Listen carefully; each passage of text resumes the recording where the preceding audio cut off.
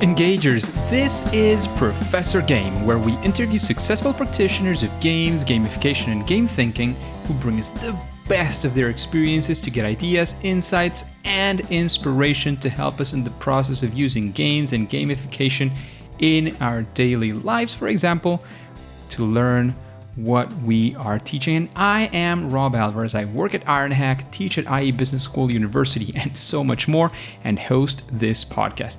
If you have an extra second, please go ahead and subscribe for free to our email list at professorgame.com/subscribe.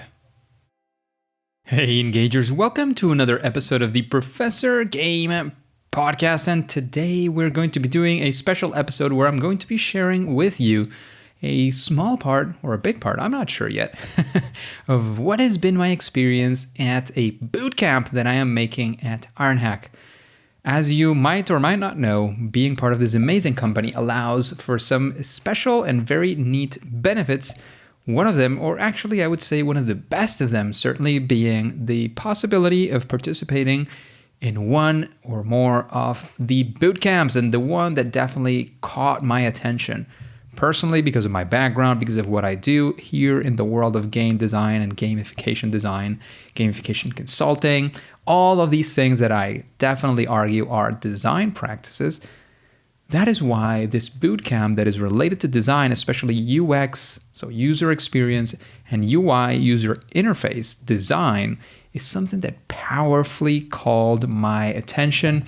You know, the whole concept behind design thinking, which I've researched a lot, I've kind of applied many times, but this is definitely, I found here a very interesting opportunity to actually be applying the design thinking to something very concrete, you know, to get a lot of feedback, to even work with other colleagues doing the same thing. So it has been actually an amazing opportunity for learning. And today I am going to be sharing with you the design sprint, which has been one of the things that we have worked on. There's a lot of public information around the design sprint. In fact, you can see on the image of this episode on my webpage, of this episode, you look for UX UI Bootcamp Design Sprint Lessons Learned. You will see an image of the book upon which this is inspired. There's the book. There's plenty of videos on YouTube. In fact, we watched several of those for the class, so you can get a lot of inspiration there. In fact, one of the ones that we followed quite a bit were the ones on YouTube of AJ, so letter A, the letter J, and S, or AJ and Smart. This is a company that has been publishing a lot around this. And even at this point, they have even evolved the design sprint from 5 days, so one for each day of the week. They have actually evolved this into a 4-day design sprint. And it's actually what I'm going to be discussing throughout this episode with you. Perhaps you want to take some lessons home. Perhaps you even want to try it by yourself. See, you apply it to some kind of project. It would definitely be an interesting thing to test out for yourself. Again, listener beware in this case. The idea is that this is a full 4-day sprint. So ideally it would be another disclaimer. Of course, I am doing the bootcamp part-time. So my experience has been with a part-time remote bootcamp, which has been, again, absolutely amazing. At Ironhack, this is the UX UI Bootcamp part-time remote that I am doing at this point. So that has been my experience with, my specific lead teacher and teaching assistants, etc., etc., etc. So I'm just going to be sharing some things that, again, you can also find online. Today, in particular, I'm going to be discussing the design sprint, again, from my experience. So the design sprint has, as I mentioned, 4 days. Day 1 is what they call currently map and sketch. There's plenty of things that you can do here, but here the basic thing is to understand what it is that we are going to be working on and have the first approach to some potential solutions. I would say that is the focus of day 1. That is sort of the way that it goes through. And it has a series of steps. I might be, misstepping or going one first before the other one. Don't worry. Again, if you put AJ and S on YouTube, design sprint. You will find plenty of material there. Probably even have some sort of series around this. And there might definitely be others who are doing this. The author of the book, The Design Sprint, is Jake Knapp. So Jake, Knapp. He has, I'm sure, plenty of videos as well. There's a lot of information online. And there is, again, the official book. So if you want to go there, there's a 5-day design sprint. This is, again, from my experience, from what I am able to remember. So that day starts with what they call the expert interviews. The idea is that with the expert interviews, you take a look at what is going on. The experts, depending on what you're working on, can be different people, of course. Let's say you're working on solving some problem you're having in your school. So the experts would be the people who deal with this problem day to day, who are some form of stakeholders or who have some sort of expert information around the topic that you are thinking of perhaps tackling, or the whole landscape of what you're thinking of discovering. So there is where you make some interviews. You start asking these people what are the things that they know, what are the things that are happening, for them to describe, maybe what are the problems that are going on, what are the things that they're doing, what are the things that they're facing, maybe some difficulties. And during those expert interviews, there is a special thing. This again in design thinking and all these things, it has had many different questions. The way that this was sort of approached in this case was with what you might call the how might we type of questions. So how might we do this thing? How might we have a better checkout process in the app? How might we get users to actually click more on the purchase button? How might we? There's many types and ways of approaching these how might we questions. Again, plenty of information online. I'm not going to get into the full, nitty gritty of the details of what we did exactly, because again, there's also, a certain level of privacy. We did this one in Teams, and that is a very important thing that I might have maybe started a little bit on that one. The idea of these design sprints is that it's not something typically that you sit down just by yourself. The idea is that you have a group of people. You'll see that there's some things like, taking a vote, and there's a decider. There's a few people who are involved in this whole idea, so that you are solving, big problems in your company. And here you're involving, they have the person who's called the decider. This person has sort of a little bit of extra powers in voting, and even though he or she can take the consideration of what other people are voting for, what other people are thinking, definitely that is there. He or she has to empathize. They also have sort of the final shot in many ways. And in other cases, they even if just it is, having 2 votes instead of 1, that does make a difference, definitely.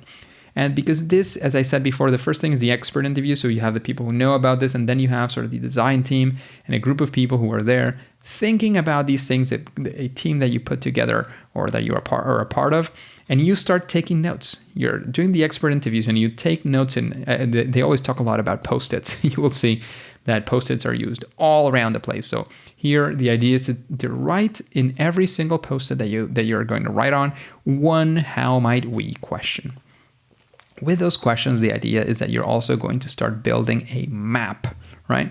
So you build a map of what is the whole journey that you want to take your customer through, right? You have the how might we questions, you have the map that you also build of the journey, and there you will be starting to put the how might we's that you then vote on them as well and see which are the most relevant ones for this group that is going to be tackling these problems for this week. You put them on that map of the user journey and see where along that map, where along all those actions that the user is potentially taking to reach their final objective, where are the how might we's more focused? And that is probably where you want to sort of zoom in and say, this seems to be a very important and interesting thing. And the other thing that is very important here is to take a look at the long-term goals. You sit down and say, well, we're thinking as a company that, in 2 years, we want to be in this place, right? So you sit down and you write that as a long-term goal. This is the place we want to be at, right? The design sprint is not going to get you there. It's not going to make 2 years pass in a single week. Of course not. The idea is that then the problems that you're actually going to focus on are at least a tiny part of that long-term goal. You want to make sure that whatever it is that you're working on is actually leading you towards reaching those long-term goals. With the long-term goal in mind, the idea is that you then start making that's sort of the optimistic view that you're looking at into the future, saying, this is where we want to go. Then you have to take a little bit of the not so optimistic view and start making questions of what might go wrong, what are the difficulties that we might face getting there. And that is what they like to call the sprint questions, right? After having the map that you have on one side and then the long-term goals and the sprint questions that you put them together, the idea is that you then start making a little bit of research on your own. You start looking at, potentially some competition. You might be looking into your own product or service. You might be sort of looking at the landscape of what is out there. Individually, each of the persons of the team is looking at this, sort of looking around, spending some time on that, and then sort of from the ideas that they find there, they make what these people call the lightning demo. You will also be finding definitely videos that either contain or are dedicated entirely to this. Once you have done all these things, you put them all together, you have the long-term goals, the sprint questions, you have the map with the how might we's questions, you have the lightning demos. The idea, as the name of the day says, that we're in day one, map and sketch. So we have mapped all of these things, and the next thing you want to do is sketch. And they provided us with a 4-step sketch, sort of way of approaching this. And it's sort of a shortcut that they're taking to make it a little bit faster. The sketches are definitely individual. And the idea is with all the information that you have, you probably want to put all of these things in Post-it notes and you have it sort of in a board. You start looking around and taking some notes, right? Again, probably in some Post-its. You start taking notes, looking at all the things that are out there.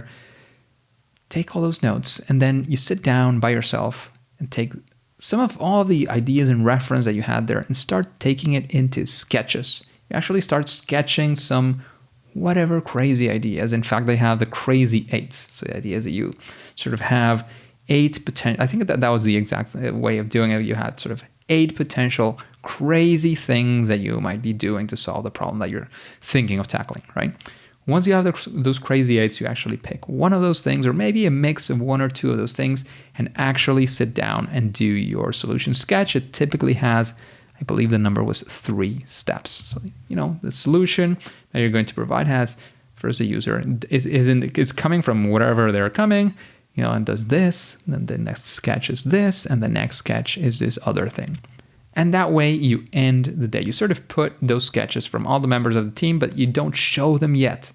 You come back on day 2, and that's the first thing that you're going to do. But that is sort of the end of day 1. Let's make a very quick recap of what that looks like. You start the day with making some expert interviews to sort of look at what is going around, taking notes through the how might we's questions.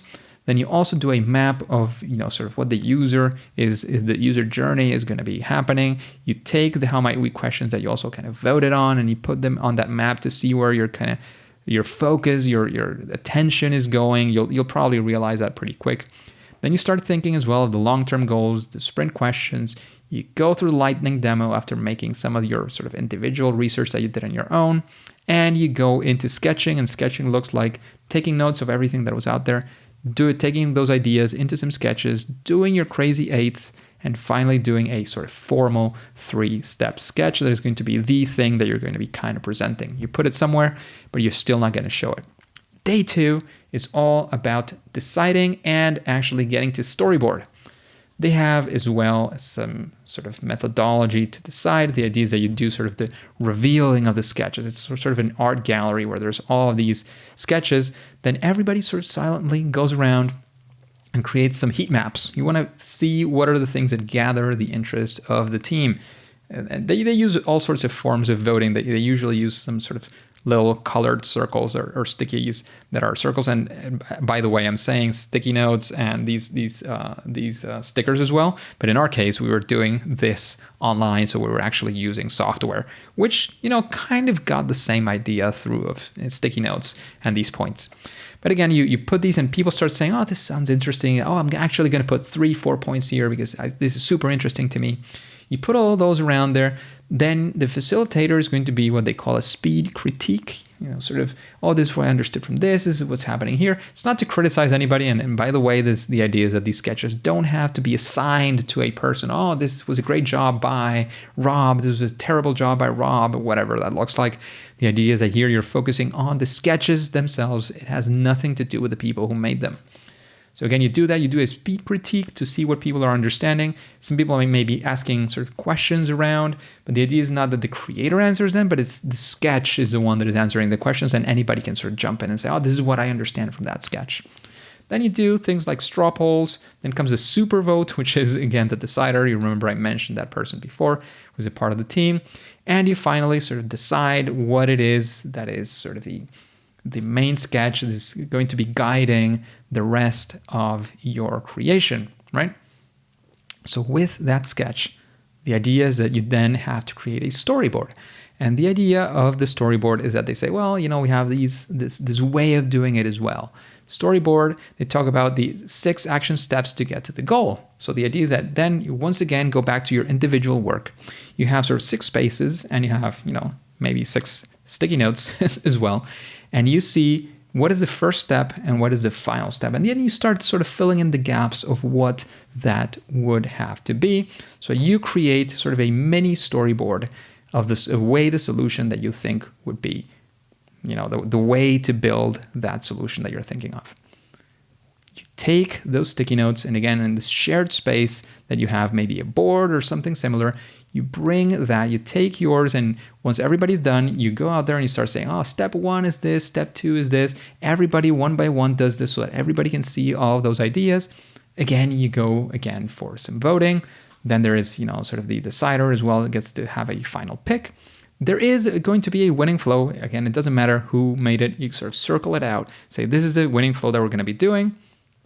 And you then open a place to where you're going to be sort of creating the prototype. And instead of 6, you're going to put 8, because typically, again, there's some more level of detail that you might have wanted to sort of dive deeper into and didn't realize, or didn't have enough time, or didn't whatever, because again, this is just sort of half of the day. And you put it into 8, you put it out there, and there you have the storyboard ready for you to go into day 3, which is prototyping. But before that, again, I'm going to make a quick recap of what day 2 was. Day 2 starts with deciding. Remember, the day before, we had those sketches. You put them out there. You reveal the sketches. You do the heat map, which is sort of places where people's attention are going. It doesn't have to be a sketch. It can be a step. It could be a part of the sketch. Just start putting those votes, see where the interest is going. You do a speed critique, sort of discussing what the ideas are. Again, very, very quick. It has to be very timed out so that you don't spend all day. You could spend all day critiquing any of these things. You make a straw poll so that people actually make a poll and vote, the super vote from the decider, and now you have decided what is the sketch that you're going to be working mainly on. That sketch has to be turned into a storyboard, and you do that individually. 6 action steps. You start with the introduction, whatever they start. Then at the end, go through all of these. You again share it on the board. Everybody says it out loud. You then vote. There's a winning flow, and you move that into the actual storyboard, perhaps with 8 spaces, so that you can actually start working on that prototype. And that's how we get to day 3, prototyping. Very important, especially for this day, is to have a quiet room. Very, very quiet. Why does it have to be very quiet? Well, very simple. The idea is that here there's going to be everybody on the team is going to be working together collaboratively or individually. That depends on how you're going to be doing it, but they need to be uninterrupted. You're going to be spending a full day creating a prototype. The tool that we are particularly using and that I'm actually loving and enjoying is Figma. Figma is a tool that serves for many, many things, among them prototyping, some sort of app, screens, or whatever that's going to look like.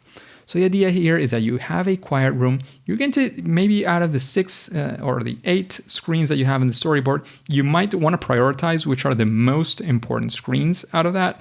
So you make sure that at least those screens are going to be considered, are going to be taken into consideration in that prototype, because what you don't want to do is to sort of bog down in the details of things that are not so important. The day is over and that you didn't really get to those screens. What are the important screens? The screens that are basically you have some hypothesis that you want to validate. Typically, when you're creating these things, what you want to do, and this I've talked about it in gamification as well, is that you're assuming that people are going to be interested, people are going to be reacting in a certain way to what you're creating. And those assumptions is what you want to validate. So, well beyond just making small changes on existing UI or whatever that looks like, user interface, you want to be focusing on those big assumptions. What is the thing that you're going to be changing that is going to be really making that deep difference? So those three are the ones, 2 or 3 screens, those are the ones you're going to be doing first. They always talk about doing something called time boxing. So you spend, 2 hours of the day on the screen, 1.5 hour on the screen, 1.5 hour on the screen. And another thing is that within that time boxing, and that's a time boxing technique, you've probably heard the interview we had with Nir Eyal. I've mentioned him way too many times recently, but that's amazing. He's an amazing person. He's an amazing author as well. And his book, talks about this. But time boxing is a strategy that's been used for many things. And here, time boxing is important to make sure those screens get done, whatever gets timed, on that allotted time, you'll be able to manage that. Give it, of course, sufficient time so that you make sure of that. But within that time boxing as well, you also have the check-ins. So if people want to sort of check in and see how things are going, put it scheduled so it's not just, every 15 minutes somebody's coming in and interrupting the team. You want them to be able to be there, for a certain amount of time doing deep, focused work and not be interrupted. If they're going to be interrupted, that they will during the day, have it very clear and scheduled, maybe 2, maybe 3 times during that day. So there's somebody sort of checking in and everybody sort of sharing what's going on, where you are, and that's it. The rest of the time you want them to have that quiet, dedicated time. And that is it. That's day 3. Those were some recommendations, but day 3, you basically spend it only and exclusively prototyping, creating that prototype to be able to validate on day 4. Because day 4 is all about testing. You're going to be spending all that day testing with different users. One, you need 2 people to be doing those interviews. We're getting to day 4. One is going to be actually guiding the interview, making the interview, and one other person is going to be taking notes. That person has to shut up, basically do nothing except taking notes of what they're observing, what they're seeing the user do, and what they're hearing the user say as well. The idea is that you have 2 types of post-it notes. So the positives, what the user found positive, what the user found negative is another color, because they're going to be interacting with that prototype that you create. Figma is fantastic for doing this. You click on a button, it becomes a prototype and people can sort of click through it if you created the interactions. It is, you don't need to know how to code. You create a prototype with that, and that's absolutely fantastic. So that is what we used. We actually, since we were online, we were using online tools so that people were sort of sharing their screen. We could see what they were doing. We're taking notes on that. Maybe at the end, making some questions. That was the interviewer and the other person taking notes, or you can also be recording this interview so that you can then refer back to it or take the notes if you didn't the first time, right? So it's very, very important to be able to take those very detailed notes. The interview, you have to make sure that the person you're interviewing is relaxed. Remind them that they're not being tested as you are in the university. You're being tested to see what your knowledge is. That's definitely not the case, especially not for the user. Your solution, you as a designer, is the one who's being tested. So the pressure sort of is on you. They need to be relaxed. Everything is okay. Everything that they do is okay, is great. You want to make sure that they are in that position. If you're going to be making questions or sort of explaining general things, start from broad, very easy things to sort of ease this person into getting into the interaction and doing the things that you want them to do. And then after every one of these interviews, guess what? Where are you going to be taking notes? Yes, Post-its again. The idea is that you take these notes in Post-its. Again, as I said, 1 color for good, positive, and 1 color for negative things that the user found or that you found from the interactions of the user were positive or negative about your prototype. And then you're sort of going to be putting them again in a shared board. You perhaps want to classify them by different stages of the process or of the prototype, and you're going to have sort of one column for each of the users that you're going to be interviewing, because ideally you will be, of course, interviewing several users. Of course, you're going to spend all day doing this, so you want to be doing definitely more than one of these interviews to validate what your hypothesis is.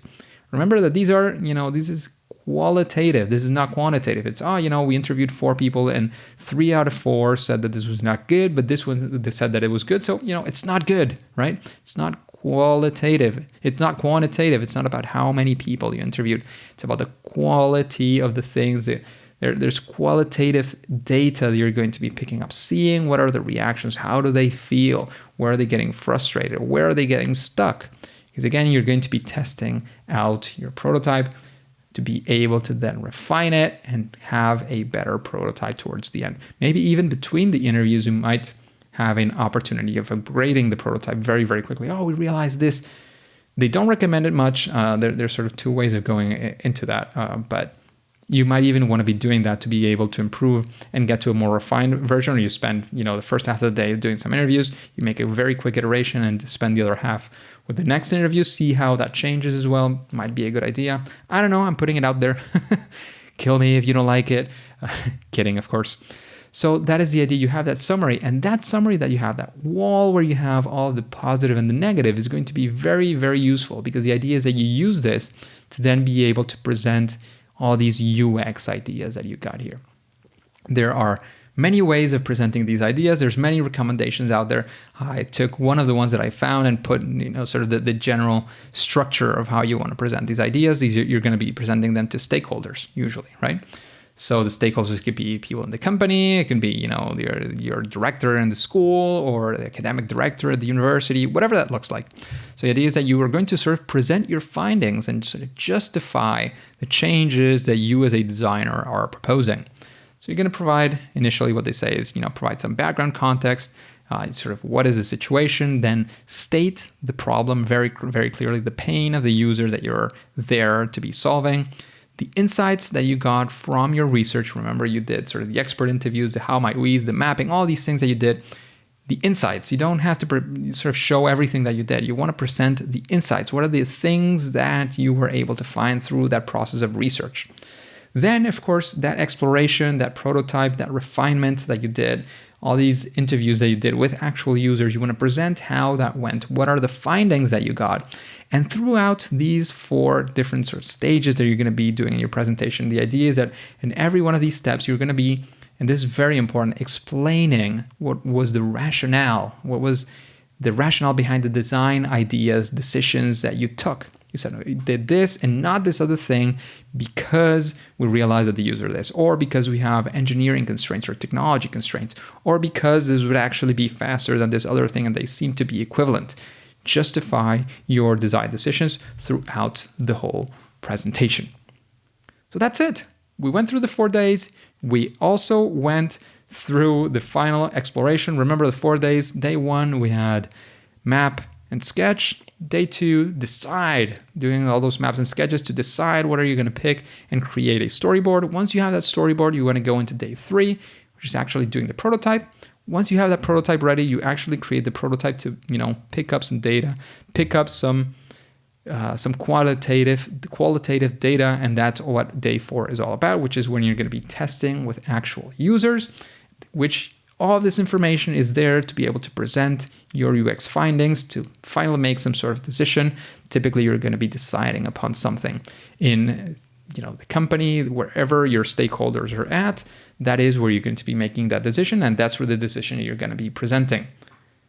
Engagers, I really hope you found this episode, especially if you not only enjoyed it, but which definitely I hope you did, but especially found it useful.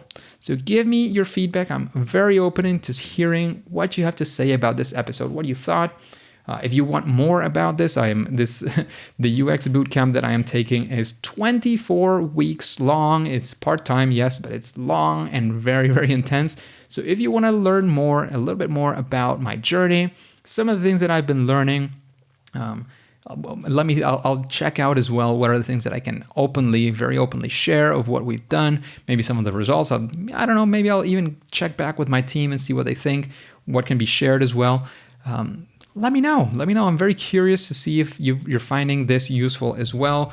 I might be doing more of these episodes. I think many of the lessons that I'm learning here can be very, very useful for you guys and gals, of course.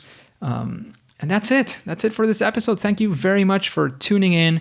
I'm very happy to be back. As you know, I went, and you mentioned this in an episode prior as well, that went through COVID. There was even for the first time, and I'm going to mention the elephant in the room, for the first time in almost over 4 years, actually, we had 1 week without publishing an episode. I'm not going to apologize because I was deep in the mud with many, many things going on, including, sort of recovering my schedule back from COVID. So I'm not going to apologize. Because of that, I'm going to apologize to you because I'm sure that many of you were expecting that episode. So I'm not apologizing because I did something wrong, but because I know many of you were expecting that. And again, this is hopefully not going to happen again. We've always been very well planned. I've taken vacations before. I've done many things where, in theory, you would say, oh, then there's not going to be an episode. And yes, we've had episodes every single week and will continue to do so. So again, let me know if this kind of episode is something that is interesting to you. There are many ways to do so. You can find me on Twitter at RobAlvarezB. You can also definitely subscribe to our email list. When you subscribe, you get an email. Just reply to that email. Let me know. We might be sending out surveys eventually. You might get that through the email. You can find me on LinkedIn as well. I'm Rob Alvarez. If you type Professor Game, you'll probably just find me. There's not too many people who put that on LinkedIn, for sure. So many ways to find me. Put me on Google, Rob Alvarez. You'll probably be finding me. Professor Game, you'll also probably be finding me. I'd really be interested in getting your feedback on what you think about these types of episodes. However, as you know, at least for now and for today, it is time to say that it's game over.